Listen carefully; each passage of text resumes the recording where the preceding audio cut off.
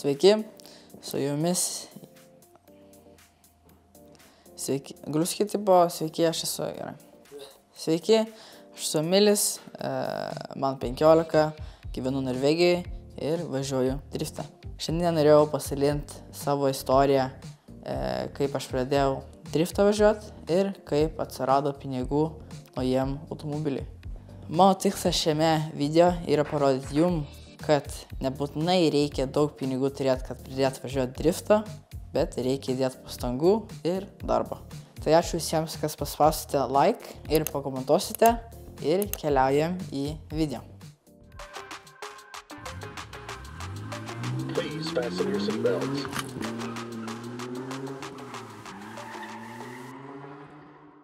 Tai kaip aš atsiradau drifte. Pirmas mano varžybos buvo 23 metais, bet pradėjau treniruotis 22 metais, kai man buvo 13. Tai pirmas mano automobilis buvo EKM6 3 litrų variklis. Buvo pirktas iš Švedijos, tai atsiųstas į Norvegiją. Pasivažinėjom 2-3 kartus, nes žiema buvo prasta, tai pardavėm ir ėjom toliau. Tai tada atėjo pavasaris, tai nes pardavėm tą žalę, nusipirkom vėl naują automobilį, EKM6, 2.8 variklis, raudonas ir pasivažinėjom pirmą kartą sauso, buvo tikrai smagu, atvažiavom treniruotės ir sakė, kad negalim važiuoti, nes reikia pilnų lankų, sėdynių, aprangos, tai galvojom, kad neverta lankus dėti tą mašiną, tai pradėjom naują projektą.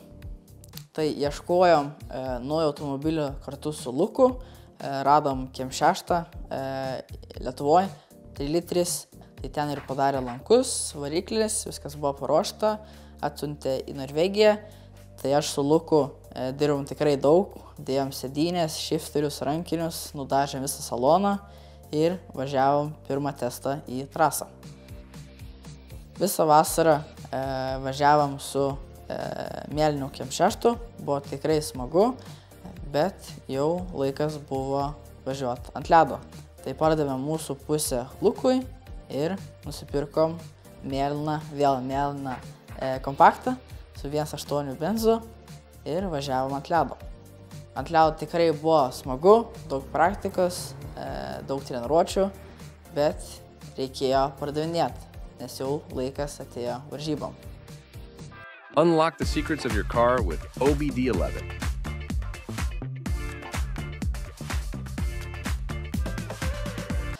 Pirmas mano sezonas Street Lygui. Pradėjom daryti mašiną net prieš tą raudoną EKM6, tai buvo čia prieš porą metų. Tikrai jis dabar atrodo figienas, su 4,4 litrų variklis, tai turi tikrai daug arklių, pakankamai. Tai pirmas varžybas buvo be jo, nes nespėjom suruošti, tai važiavau su EKM6, paėmiau 5 vietą, bet antrą etapą važiavau su jo, turėjau, man atrodo, 2 treniruotės su jo, paėmiau 5 vietą, tikrai neblogai, tada 4 etapas, 3 etapas, paėmiau 4 vietą ir 4 etapas vėl 4 vietą. Tai overall buvo 5 vieta. Tikrai neblogai. Tai šį sezoną su geltonu važiuosiu į Semi-Pro, į Norvegijos čempionatą, o su šitu raudonu arba braške važiuoti į Street lygą.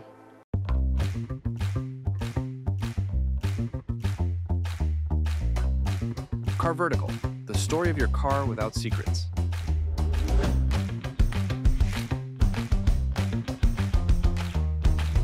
Iš kur atsirado pinigai braškiai? Tai pradėjom nuo ratų, kur radom už garažo, nufotkinom, buvo irgi skylė, tai pakeitėm ratą ir kėlėm į turgų. Tai pardavėm juos už 2000, tai už tos pinigus bandėm kažką rasti arti, kur galėsim nupirkti.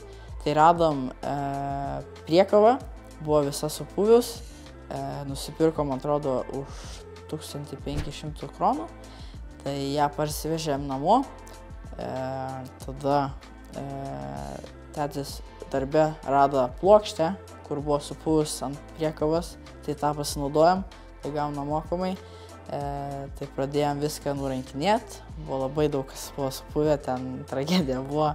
Tai pradėjom viską ardyti, išardėm ir nes reikėjo nuo rato, nuvažiavom į Biltemą, nusipirkom nuo rato, ten irgi, man atrodo, apie 500 kronų, nes ten ir su varžtais reikėjo irgi nupirkti. Tai jo, nupirkom tą, pradėjom daryti, man atrodo, užtrukom visą dieną išardyti ir antrą dieną viską sudėti. Tai sudėjom, tai per trečią dieną važiavom patestuoti, važiavo tikrai gerai, smagu buvo žiūrėti ir važiavo į turgų. Tai pardavėm jį už 7000, tai už tuos pinigus galėjom žiūrėti kažką biškį brangiau.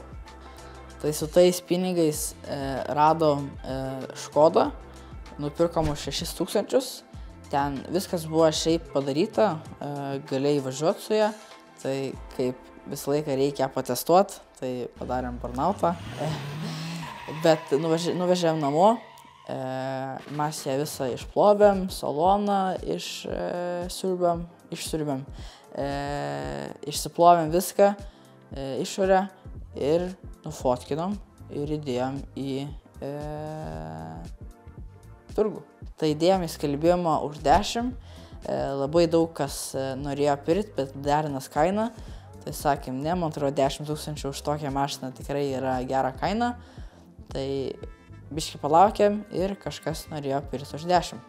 Atvažiavo, iš karto ir sumokėjo, pasižiūrėjo, patestavo ir Škodos nebuvo. Tai pradavėm už 10 ir vėl žiūrėjom kad kažką nusipirkti. Porą dienų praėjo ir radom X3. Tikrai mašina buvo graži, išorės biškį buvo pabražyta. Problema su mašina buvo, neatsimenu kas, bet kažkas buvo, tai mes šiaip planavom, kad ją pirkti, kad sutvarkyt. Nupirkom mašiną už 10, kaip tik, nusivežėm namo, galvojom ją tvarkyti, bet pagalvojom gal šiaip įdėti į turgų, gal kažkas nupirks, nes tikrai pigiai nupirkom. Ir kaip tik nupirko kažkas už 18. Tai nuvežėm prie parduotuvės, jį apžiūrėjo, sakė tikrai gera mašina, tai nupirko 18 000, sumokėjo kešo, nes važiavom su X-u iki parduotuvės, tai teko eiti namo su pilnu kišeniam kešo.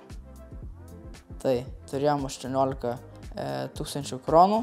Tai su tokiu pinigu, su tiek pinigais gali tikrai kažką surasti gero. Ir Kia nusipirkom. Kažko gero tikrai nebuvo. Radom Kia už 10 000, iš karto ir nupirkom, parsivežėm namo. Su Kia daug techniškai nebuvo problemų, buvo tik reikėjo išvalyti, gale buvo biškį surūdiję, tai užpakliavom. O mašina buvo tikrai visa apšiukšlinta, ten buvo tiek daug šiukšlių, buvo tikrai nesmagu ją išvalyti, bet išvalėm, pasivažinėjom, važiuos tikrai gerai, nuvažiavom prie vandens, nufotkinom, tikrai gavosi gerai ir įdėjom į turgų. Ten irgi labai greitai žmonės sakė, norėjo pirkti. Tai pardavėm mašiną už 15, žmogus atvažiavo, parsivežė, sakė labai gerai, tai jau turėjom 15 000 pliusą. Dar radom porą ratų komplektų, kur nupirkom tikrai už gerą kainą, tai nuplovėm, paruošėm, įdėjom pardavėm už daugiau, tai neatsimenu, kiek mes pirkom ir kiek mes pardavėm, bet žinau, kad profitas buvo. Ir taip po biškį dasidėjo iki 40 000 kronų. Ir mano gimtadienis buvo, tai ten irgi biškį pinigų buvo. Tai pagaliau susitaupėm šitam projektui, nusipirkom raudoną pirmuką. Tai jei jūs norit pažiūrėti, kaip mes ruošiam ją prieš varžybas, pažiūrėkite kitus epizodus ir paspauskite patinka, pasubscribinkite, pakomentuokite ir pabandysit rašyti. Ačiū Jums, iki kito karto. Gerai, viskas.